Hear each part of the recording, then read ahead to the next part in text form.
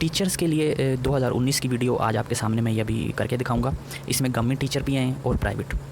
Federal board of revenue की main website से आपने आईआरएस पे आना है और लॉगिन करना है। ये प्रीवियस वीडियोस में मैंने आपको प्रोसीजर करके दिखाया है। तो आपने डिक्लेरेशन में आना है। ऊपर से यहाँ पे आपको ये विज़िट व्यू नज़र आ रहा है, इसको भी मैं नहीं करता, ये मुझे ठीक नहीं लगता। मे बी आपको अच्छा लगता हो तो आप अपने उस पर कर सकते हो। क्लासिक व्यू जो है ये 50% सैलरी वाला, अक्सर लोग ये भी करते हैं। ये ठीक है, गलत नहीं है, आप इस पर भी कर सकते हो। लेकिन मुझे इस पर कुछ रिजर्वेशन है पर्सनल, जो मुझे ये ठीक नहीं लगता। इस वजह से मैं ज़्यादा नॉर्मल रिटर्न को प्रेफर करता हूँ, क्योंकि नॉर्मल रिटर्न में जो वेल्थ स्टेटमेंट होती है वो बड़ी डिटेल और कंप्रीहेंसिव होती है, जबकि जो ऊपर ये मोर देन 50% वाली सैलरी पर्सन की रिटर्न है इसमें वो बड़ी शॉर्ट होती है। तो फ्यूचर में जो है ना वो चीज़ें मिसमैच हो सकती हैं और उसको मैनेज करना जो है वो मुश्किल होता है। इसलिए मैं नॉर्मल रिटर्न जो है यही करता हूँ। आपने इस पर क्लिक करना है। यहाँ पे आपने पीरियड सेलेक्ट करना है, जिस भी साल की कर रहे हो, 18 की या 19 की जो भी है, ठीक है। मैंने 19 पे क्लिक किया और सिलेक्ट करता हूँ तो ये आपके सामने जो सैलरी का फॉर्म है आ जाता है। अब इसमें जो है सबसे टॉप पे, जैसे मैंने अपनी वीडियोस में करके दिखाया, सैलरी इधर ही आएगी, ठीक है। अब ग्रॉस सैलरी जितनी भी है पूरे साल की वो आपने टोटल करना है और एक अमाउंट, टोटल अमाउंट में यहाँ पे लिख देनी है। अगर आपने इस पीरियड में कोई पार्ट टाइम छोटी सी जॉब की है, कोई ट्यूशन्स पढ़ाई हैं, तो वो भी आप सैलरी में यहीं पे लिखोगे, उसको सेपरेट नहीं आपने लिखना। अब यहाँ पे आपने मेडिकल अलाउंस लेना है, बेसिक सैलरी का 10%, पूरे साल की बेसिक सैलरी का 10% यहाँ पे आपने एग्जाम्प्ट में लेना है। लेकिन किस केस में नहीं लेना? अगर आप प्राइवेट टीचर हैं और आपको सारे मेडिकल बिल जो हैं वो रिम्बर्स हो जाते हैं या इंश्योरेंस है फुल मेडिकल, तो फिर आप मेडिकल अलाउंस नहीं लोगे, आपने अपनी सैलरी ही लेनी है पूरी।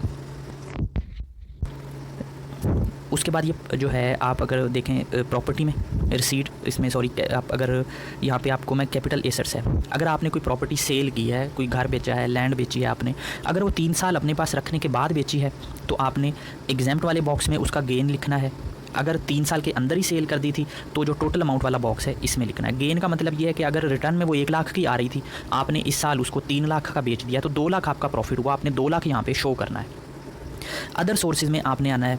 अदर सोर्सेज में आपने अगर सेविंग अकाउंट में कुछ इन्वेस्टमेंट की है, सेविंग सर्टिफिकेट रखे हुए हैं, नेशनल सेविंग सर्टिफिकेट किसी भी तरह के जिन पे टैक्स कट जाता है, तो आपने प्रॉफिट ऑन डेट के सामने टोटल अमाउंट भी लिखनी है कि मुझे इतना प्रॉफिट मिला, और एग्जाम्प्ट में भी उतनी लिखनी है। आपने 2 बॉक्सेस में सेम अमाउंट लिखनी है और कैलकुलेट कर देना है इसको आपने जी। उसके बाद आप अगर कंप्यूटेशन पे आएँ तो आपको जो है टैक्स रिडक्शन यहाँ पे टीचर्स की आएगी। लेकिन ये टैक्स रिडक्शन जो है उन टीचर्स के लिए है, वो चाहे गवर्नमेंट हो चाहे प्राइवेट हो, जिनके इंस्टीट्यूट जो हैं किसी बोर्ड से रिकॉग्नाइज्ड हैं या उनकी जो यूनिवर्सिटी है वो HEC से अप्रूव है। और नॉर्मली जो है ऐसे ही इंस्टीट्यूट होते हैं। तो सैलरी पे अभी 2000 टैक्स बना हुआ है आपका, क्योंकि नॉर्मल टैक्स जो है वो सिर्फ सैलरी पे बना हुआ है 2000। इसका 40% आपने अपनी रिडक्शन क्लेम कर लेनी है। 2000 का 40% आपने क्या करना है, अपने रिडक्शन वाले बॉक्स में इंटर कर देना है। और ये प्राइवेट के लिए भी है और गवर्नमेंट जो टीचर है उनके लिए भी। ये सिर्फ गवर्नमेंट के लिए नहीं है, बस आपका जो इंस्टीट्यूट है वो बोर्ड से अप्रूव होना चाहिए। इसको कैलकुलेट कर दें आप जी। अब मैंने इसको कैलकुलेट किया। अब आप अगर कंप्यूटेशन में आएँ तो आपको आपकी नेट लाइबिलिटी नज़र आ जाएगी एडमिटेड टैक्स में कि आपकी 1200 लाइबिलिटी बन रही है। अब अगर आपका टैक्स कटा हुआ है, नॉर्मली कटता है गवर्नमेंट एम्प्लॉयज़ का, तो एडजस्टेबल में आपने आना है। जैसे मैंने प्रीवियस वीडियोस में बताया है, यहाँ पे आप अगर फेडरल एम्प्लॉई हैं, प्रोविंशियल हैं या आप प्राइवेट सेक्टर में हैं तो अदर एम्प्लॉई को सिलेक्ट करें। बस उस बॉक्स में आपने वो टैक्स लिख देना है। अगर आपसे गलती से ऊपर नीचे हो भी जाए तो इस पर कोई टैक्स की ऐसी लाइबिलिटी नहीं है या कोई कंसीलमेंट नहीं है, तो आपने इतनी टेंशन इसकी नहीं लेनी, ठीक है। तो यहाँ पर आपने टैक्स क्लेम कर लेना जो आपका डिपार्टमेंट ने डिडक्शन की है ऑलरेडी। अब फ्रेंड्स यहाँ पे डिफरेंट आपको मिलेगी चीज़ें जिन पे आपका टैक्स कटता है, वो क्लेम कर सकते हो आप। आपने रीड करना है, जैसे ये कैश विदड्रॉल है, ठीक है। आपने प्लस पे क्लिक करना है, अपना अकाउंट नंबर और डिटेल लिखनी है, तो वहाँ पे आप अपना टैक्स क्लेम कर सकते हो। लेकिन ये बात याद रखनी है, ये जितनी भी चीज़ें आ रही हैं ये इसमें आपने जस्ट इनकम टैक्स ही क्लेम करना है या विद होल्डिंग टैक्स।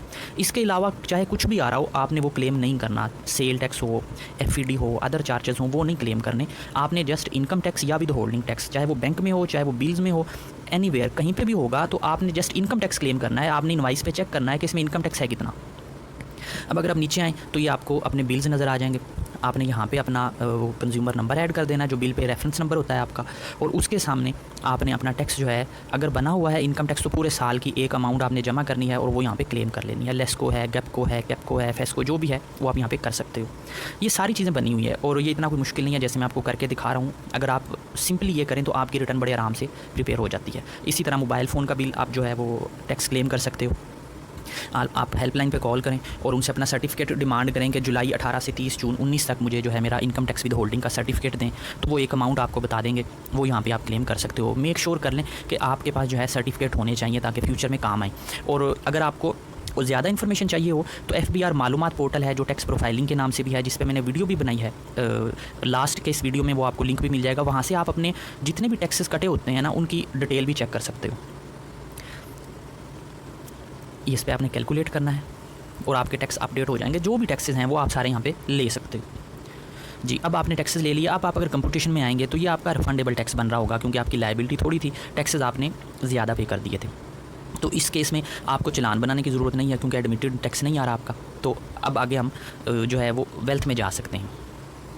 अच्छा, अगर आप सैलरी पर्सन है ना, सॉरी, आप अगर कुछ टीचर्स का ना GP फ़ंड का बड़ा इशू होता है कि GP फ़ंड कहाँ पे शो करना है, उसकी 2 ट्रीटमेंट हैं, कोई भी कर सकते हो, दोनों ही ठीक हैं। एक तो ये है कि आपको जिस साल GP फ़ंड मिलता है या कोई भी फ़ंड मिलता है, ये सबसे लास्ट वाले बॉक्स में आपने वो पूरी अमाउंट लिखनी है।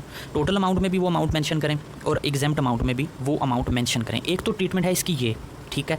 दूसरी ट्रीटमेंट मैं वेल्थ स्टेटमेंट में आपको बताऊंगा, और मैं आखिर तक आपको बड़े काम की चीज़ें बताऊंगा, तो वीडियो आपने स्किप नहीं करनी और ना इसको जल्दी से देखना है, आपने पूरी ध्यान से देखनी है। एक तो ये ट्रीटमेंट है, ठीक है। अभी मैं ज़ीरो कर देता हूँ, मैंने आपको बता दिया, GP फ़ंड हो, ABC फ़ंड हो, कोई भी फ़ंड हो, ट्रीटमेंट सबकी सेम है अगर वो आपके एम्प्लॉयर की तरफ से मिला है, बस ये याद रखिएगा। अब उसमें आपने खुद से न्यूटन नहीं बनना कि उसका नाम ये है, उसका नाम ये है, बस आपने यहाँ पर लिखना है। दूसरी जो इसकी ट्रीटमेंट है वो क्या होगी, वो दोनों ही ठीक है, मैं आपको वो वेल्थ स्टेटमेंट में बताऊंगा। अभी आपकी रिटर्न पूरी हो गई है, आप पर्सनल एसेट्स में आए। अगर आप पहले साल नहीं कर रहे तो नॉर्मली आपके एसेट्स कैरी फॉरवर्ड होंगे, ठीक है। आपने उनकी वैल्यूज़ को चेंज नहीं करना, एक्सेप्ट जिनकी वैल्यू चेंज होती है, जैसे कि आपके बैंक अकाउंट है, ठीक है। अब बैंक अकाउंट के बैलेंस 30 जून वाले आपने अपडेट करने हैं। नया अकाउंट ओपन किया है तो नया ऐड करना है। प्रॉपर्टी सारी आपने अगर पहले ऐड नहीं की, साल कोई नई ली है तो नई ऐड करनी है। अगर फर्स्ट टाइम कर रहे हो तो हर प्रॉपर्टीज़ आपने जो जितनी भी प्रॉपर्टीज़ हैं वो ऐड करनी है। प्लस पे क्लिक करना है, एग्रीकल्चर प्रॉपर्टी सामने लिखा हुआ आपको नज़र आ रहा है। ये मैं एक करके दिखा देता हूँ, वैसे मैंने डिफरेंट वीडियोस में करके दिखाया है। अगर आप न्यू हैं तो मैं रिक्वेस्ट करूँगा कि आप मेरी प्रीवियस वीडियोस भी चेक कर लें, हर वीडियो में आपको कुछ ना कुछ सीखने को ज़रूर मिलेगा। आपने उसका प्रॉपर्टी का एरिया, एड्रेस, ठीक है, और जो उसका रकबा है वो बताना है। जितनी जो आप डिटेल रीज़नेबल हो वो दे सकते हो। आपने जितने की ली है, जो रजिस्ट्री पे वैल्यू है, आपने वो अमाउंट लिखनी है यहाँ पे। अब अगर आप फर्स्ट टाइम कर रहे हो और चाहे आपने 25 साल पहले ली थी, तो प्रॉपर्टी अगर 30 जून को आपके पास है तो वो आपने शो करनी है। ये याद रखिएगा, 30 जून को जितने भी एसेट हैं आपने शो करने हैं। इसी तरह कमर्शियल रेजिडेंशियल हो तो यहाँ पे आप प्लस पे क्लिक करके प्रॉपर्टीज़ ऐड कर सकते हो। अगर कोई गलत ऐड हो गई है तो डेल कर सकते हो, उसको कोई इशू नहीं है। एनिमल्स भी आप ऐड कर सकते हो, ठीक है। अच्छा, अब यहाँ पे ये जो जहाँ पे हमने बैंक अकाउंट ऐड किए थे, GP फ़ंड आपने यहाँ पे ऐड करना है। आप कहते हो कि जी मैंने हर साल अपना फ़ंड मेंटेन करना है रिटर्न में, तो आप GP फ़ंड यहाँ पे लिखें। जो 30 जून को बैलेंस रिसीवेबल है आपका, वो बैलेंस 30 जून वाला यहाँ पे आप फीड कर सकते हो। 2 ट्रीटमेंट हो गए, या तो जब मिले उस वक्त रिटर्न में ले लो उस साल की। अगर आप कहते हो नहीं मैंने हर साल लेके चलना है, तो जो बैलेंस 30 जून को आपका आ रहा हो GP फ़ंड में वो यहाँ पे आप शो कर सकते हो, ठीक है। दोनों ही ठीक हैं, गलत कोई भी नहीं है, और इस पर कोई फ़ाइन, कोई पेनल्टी नहीं है, इसलिए डरने की ज़रूरत नहीं है आपको। अगर किसी भाई को बेटर ट्रीटमेंट पता है तो वो कमेंट में मुझे बता सकता है। जो मुझे समझ आई थी वो मैंने आपको डिस्कस कर दिया, ठीक है। अच्छा, आपने बैंक अकाउंट अपने अपडेट करने हैं, डिलीट करना हो तो डिलीट कर सकते हो। बैंक अकाउंट 30 जून का बैलेंस आपने यहाँ पे शो करना है, ये अपडेट करना है आपने। इसी तरह यहाँ पे आप नेशनल सेविंग सर्टिफिकेट हैं वो भी आप अपने यहाँ पे शो कर सकते हो। अब एसेट्स वाली ये साइड पे ज़रूरी नहीं है कि आपने चीज़ बस बिल्कुल ही एक्यूरेट शो, यानी कि इसी लाइन में आनी चाहिए। एसेट में अगर आपकी ऊपर नीचे चीज़ हो भी जाती है तो उस पर कोई कंसीलमेंट नहीं है, वो एरर या ओमिशन होती है तो उसका कोई इशू नहीं है इतना। इसी तरह डिफरेंट अगर आपकी कोई और इन्वेस्टमेंट है तो वो भी यहाँ पे आप शो कर सकते हो, लेकिन डिस्क्लोज ज़रूर करनी है। आपने कोई चीज़ हाइड नहीं करनी। मैं बार बार बस यही कहूँगा आपसे कि आपने हाइड नहीं करनी कोई चीज़, आपने ट्रू एंड फेयर वैल्यूज़ जो है वो बतानी है, ठीक है। अब अगर आपने किसी को पैसे उधार दिए हुए हैं, किसी से कमेटी लेनी है, आपको पता है कि वो बड़ी एक अमाउंट है जो मुझे 30 जून के बाद मिलेगी, तो 30 जून को रिटर्न में आप उसको यहाँ पे अपना एसेट शो कर सकते हो। जैसे जी मिस्टर ए से मैंने पैसे लेने हैं, उसका CNAC नंबर लिखें तो ज़्यादा बेटर है। और अगर मिस्टर ए अपनी रिटर्न फाइल करता है, उसकी टैक्सेबल इनकम है, तो उसको भी कहें कि वो भी अपनी रिटर्न में ये शो करे कि मैंने इतने पैसे वापस करने हैं, तो ये चीज़ें आपकी बैलेंस हो जाएंगी। इसको कैलकुलेट करें आप।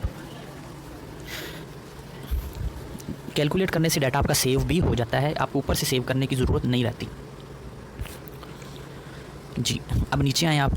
नीचे आपको ये डिफरेंट आइटम्स नज़र आ रही हैं, ये मैंने प्रीवियस रिटर्न में करके भी दिखाई हैं, आप ऐड कर सकते हो, ठीक है। थोड़ी बहुत वैल्यू ऊपर नीचे हो जाए तो ठीक है, लेकिन ज़्यादा एग्जैजरेट नहीं करनी है आपने। जो एक्चुअल सिचुएशन है आपने वो बता देनी है। अब एक और जो इसमें है, ये अगर आपने किसी से उधार लिया हुआ है तो नीचे वो भी शो कर सकते हो ये जो क्रेडिट आ रहा है। लेट्स सपोज कि हमने मिस्टर सी से कुछ रकम जो है वो उधार ली हुई है, तो आप बिल्कुल सेम उसको डिस्क्लोज़ करोगे, उसका CNIC डिस्क्लोज़ करोगे और अमाउंट यहाँ पे आप बताओगे मैंने इतनी पे करनी है, ताकि और ये 30 जून की पोजीशन है, ये याद रखिएगा। वेल्थ स्टेटमेंट 30 जून की पोजीशन होती है, 1 जुलाई की नहीं होती। अगर एक एसेट आपका 29 जून को सेल हो गया, 30 जून को आपके पास नहीं है, तो वो यहाँ पे नहीं लिखोगे। अगर एक एसेट आपने 29 जून को परचेज़ कर लिया और वो 30 को आ गया आपके नाम पे, तो आपने शो करना है यहाँ पे, ये याद रखिएगा जी। अब मैंने ये सारे एसेट्स ऐड कर लिए हैं। लेट्स सपोज अगर आपने कार ली हुई है, अगर जो भी अगर लीज़ पे है तो नीचे लाइबिलिटी भी शो करेंगे। अगर वैसे आपने ली हुई है तो मोटर व्हीकल में उसका रजिस्ट्रेशन नंबर, उसकी डिटेल लिखें और उसको ऐड कर दें। अक्सर व्यूवर्स पूछ रहे थे कि लीज़ पे कैसे हमने शो करना, तो ये आपने एसेट पूरा शो करना है और नीचे लाइबिलिटी जो है वो 30 जून की जो पोजीशन होगी, बैंक आपको स्केड्यूल दे देगा कि जी आपने 30 जून को नेक्स्ट ऑनवर्ड इतना पे करना है, तो वो आप नीचे पेएबल में जो है वो वहाँ पे लिखोगे आप, ठीक है। लेट्स सपोज मैंने गाड़ी की टोटल वैल्यू वो एसेट में ले लेनी है आपने, क्योंकि ये आपकी ओनरशिप में है, तो एज़ पर अकाउंटिंग स्टैंडर्ड ये आपका एसेट बन गई है, तो आपने इसको यहाँ पे अपने एसेट्स में इंक्लूड करना है। अगर आपने इंस्टॉलमेंट पे कोई प्लाट लिया हुआ है, तो आपने जैसे मैंने प्रॉपर्टी ऐड की है, तो वहाँ पे जितनी इंस्टॉलमेंट 30 जून तक पे हो गई हैं वो आप शो कर दोगे उतनी वैल्यू पे, और हर साल उसको बढ़ाते रहोगे।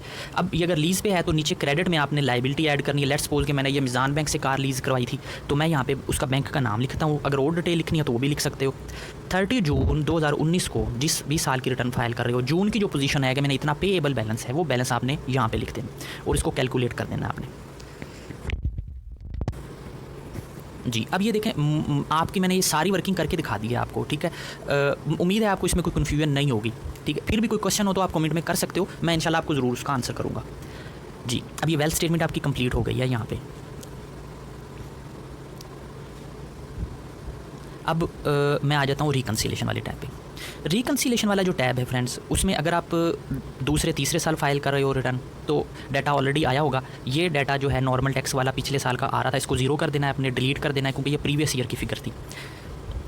मैं इनको डिलीट कर रहा हूँ ताकि मैं अपडेटेड वैल्यूज़ जो हैं वो कंप्यूटेशन से उठा सकूँ। कंप्यूटेशन रिटर्न का पार्ट है और ये हमारी वेल्थ स्टेटमेंट है। पहले सेपरेट होती थी, लेकिन अब उन्होंने एक ही कर दिया है फॉर्म, ठीक है। अगर ये सेपरेट भी हो तो वर्किंग सेम ही होगी, बस आपको मूव करना होता है कभी इस फॉर्म में कभी उस फॉर्म में, ये थोड़ा कन्वीनियंट रहता है। अब मैंने कैलकुलेट किया इसको ताकि डाटा अपडेट हो। अच्छा, ये अब मैंने यहाँ पे नॉर्मल टैक्स की जो वैल्यू मेरी है वो कंप्यूटेशन में जाऊँगा। यहाँ पे जो कोड 9000 के सामने टोटल इनकम मेरी आ रही है, जो कि मेरा इनफ्लो है, वो सब्जेक्ट टू नॉर्मल टैक्स में मैंने उसको कॉपी पेस्ट करना है, या वैसे आप अमाउंट यहाँ पे लिख सकते हो, ठीक है। और अब मैं उसको कैलकुलेट करता हूँ ताकि डाटा सेव हो जाए मेरा जी। मैं फिर दोबारा कंप्यूटेशन में जाता हूँ। अब एग्जाम्प्ट वाली जो अमाउंट्स हैं जो भी आपने ऐड की होंगी, वो एग्जाम्प्ट वाले सेंटर वाले बॉक्स में आ रही हैं, उनको आपने ऐड करना है। अब ये 80 और 50 130 बन जाता है। इसको मैं अपने रिकन्सिलेशन वाले टैब में एग्जाम्प्ट में ऐड कर दूँगा 130,000 और इसको मैं कैलकुलेट कर दूँगा। फ्रेंड्स, अगर आपको बाहर से कोई पैसे आ रहे हैं अपने फ्रेंड की तरफ से, रिलेटिव की तरफ से, तो जस्ट फॉरेन रिमिटेंस में इनफ्लो करना है, इसके अलावा कोई एंट्री नहीं करनी है आपने, ठीक है। यहाँ पे उसको करना है। और आपने अगर इनहेरिटेंस से इस साल कोई पैसे आए तो वो लिखना है, ये इस साल की अब बात हो रही है, ठीक है। कैलकुलेट करना है आपने इसको जी। अब ये आपकी रिकन्सिलेशन में भी अमाउंट ऐड हो गई हैं। अच्छा, इसमें जो है आपने अनरिकनसाइल्ड जो है ना, इसको ज़ीरो करना होता है।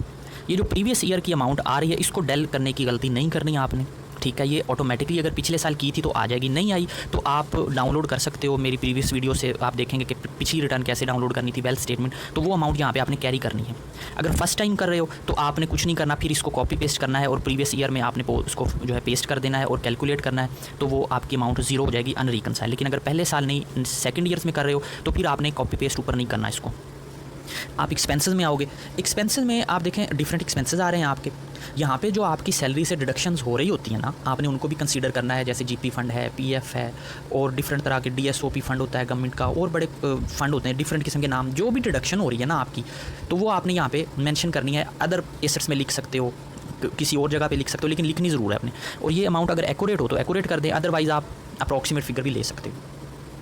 ये जो है ना फ्रेंड्स, आपने देखा होगा डिडक्टिबल अलाउंस। अगर आपने घर पे कोई लोन लिया हुआ है ना, हाउस लोन है, तो उस पर जो इंटरेस्ट पे किया पूरे साल में, वो यहाँ पे आप इसको लिखें तो उसका क्रेडिट मिल जाएगा आपको, टैक्स कम होगा कुछ आपका। बच्चों के एजुकेशन के एक्सपेंसेस अगर आपने पे किए पूरे साल में, अप्रॉक्सीमेट यहाँ पे लिख सकते हो। और आपने ये नंबर ऑफ़ चिल्ड्रन जो हैं जिनके एक्सपेंसेस पे किए वो भी बताने हैं, और इसको कैलकुलेट कर देना है आपने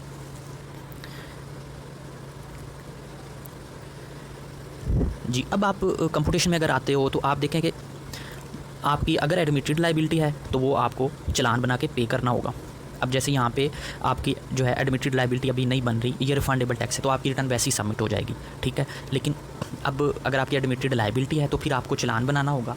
उसके लिए जब चालान बना के आप पे करोगे तो उसमें ये होगा कि आपको पेमेंट में अटैचमेंट करनी पड़ेगी। जैसे ही वो पे होगा 2 से 3 दिन का प्रोसेस होगा, वो यहाँ पे आपको शो हो जाएगा पेमेंट में, मैं आपको भी बताता हूँ। तो वहाँ पे आपने उसको अटैच करना है, ये पेमेंट में आपने आना है और इसको अटैच करना है। यहाँ पे आप जब जाएंगे ना तो आप इधर देखते हो कि ये एट्रीब्यूट में यहाँ पे अपने रेजिडेंट स्टेटस चेक करना है और वेरिफिकेशन में आपने उसको वेरीफाई कर देना है, जो आपका 4 डिजिट का पिन होगा, ठीक है। तो आपकी रिटर्न सबमिट हो जाएगी। अच्छा, अब इसमें कुछ क्वेश्चन है बड़े क्रिटिकल से, वो ये हैं कि अगर आपका टैक्स रिफंडेबल पिछले सालों में आ रहा था तो अब उसको कैसे यूज़ कर सकते हो। FBR आपको कैश बैक तो नहीं करता, उसको यूज़ करने के लिए अगर एडमिटेड आपका टैक्स बना है इस साल, जैसे मैंने आपकी सैलरी अभी बढ़ाई है तो ये एडमिटेड बनेगा, पहले रिफंडेबल था, तो अब क्या होगा, पिछले पूरे सालों में जितना भी रिफंड आ रहा था वो आप जमा करोगे और यहाँ पे उसकी एक अमाउंट लिख दोगे। लेट्स सपोज मैं कहता हूँ ये जो अमाउंट जगह बनी हुई है, ठीक है, लेट्स सपोज मैं कहता हूँ कि मेरे पूरे सालों में 60,000 रिफंडेबल था, तो अब क्योंकि वो ये अमाउंट पूरी हो रही है तो मैं एग्जैक्ट ये अमाउंट लिखता हूँ, क्लेम करता हूँ और मैं इसको कैलकुलेट करता हूँ।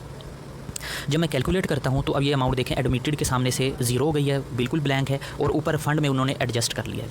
अगर इससे ज़्यादा का रिफंड था तो वो आप अगले साल क्लेम कर सकते हो। लेट्स सपोज रिफंड थोड़ा था, मैं कहता हूँ मेरा रिफंड पिछले साल या फिर उससे पिछले साल 2500 आ रहा था, सिर्फ मैंने 2500 लिखा है और मैं कैलकुलेट करता हूँ, तो अब आप देखोगे उसने 2500 एडजस्ट कर लेना है और जो बाकी होगा वो एडमिटेड में आ गया आपका, इसका आपने चालान बना के पे करना है। अब ये बड़े व्यूअर्स पूछ रहे थे रिफंड की, तो ये रिफंड की ट्रीटमेंट होगी।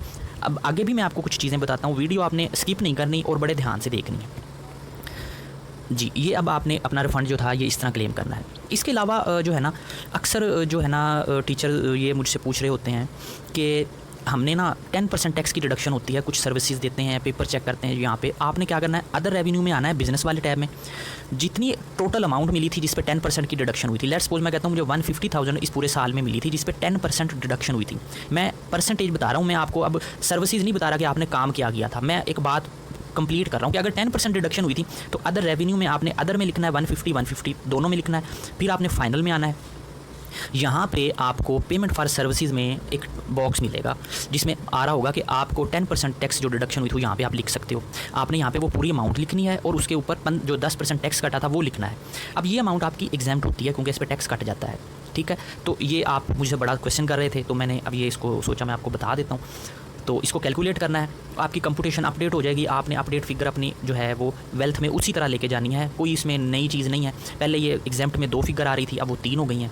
तो मैंने सैलरी बढ़ाई थी तो वो बड़ा सैलरी आ गई है, काम सेम ही है।